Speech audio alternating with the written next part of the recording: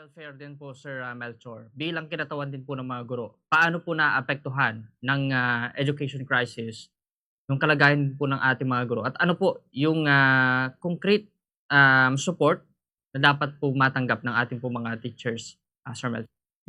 Una sir ay marami yung dapat ayusin. Una ay dahil overworked na si teachers, in-encourage namin bagamat may memo na ang DepEd na hindi siya dapat bibigyan ng mga administrative tasks tulad ng pagiging clerk at maraming iba pa.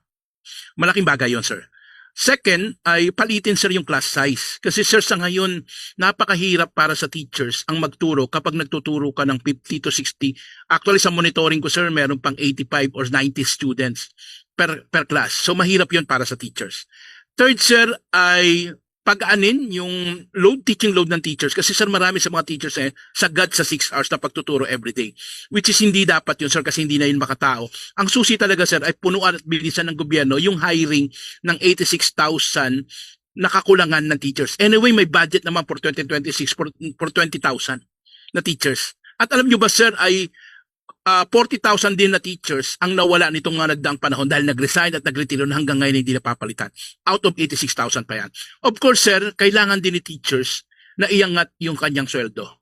Siyam sa bawat 10 teacher, sir, ang sweldo ay below the living wage. Ang living wage natin, sir, is nagre-range ng 32,000 pero halos siyam sa bawat teachers ang sweldo ay mas mababa sa 32,000. So kung ang sweldo mo as a teacher ay mas mababa sa living wage, hindi ka talaga makakapag-concentrate magturo.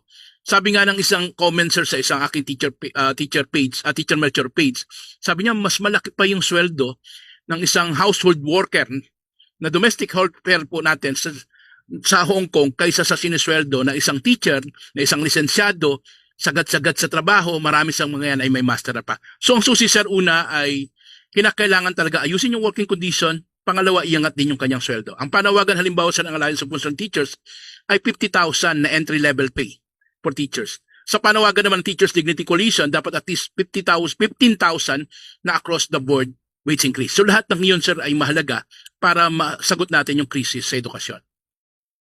Yes, sir.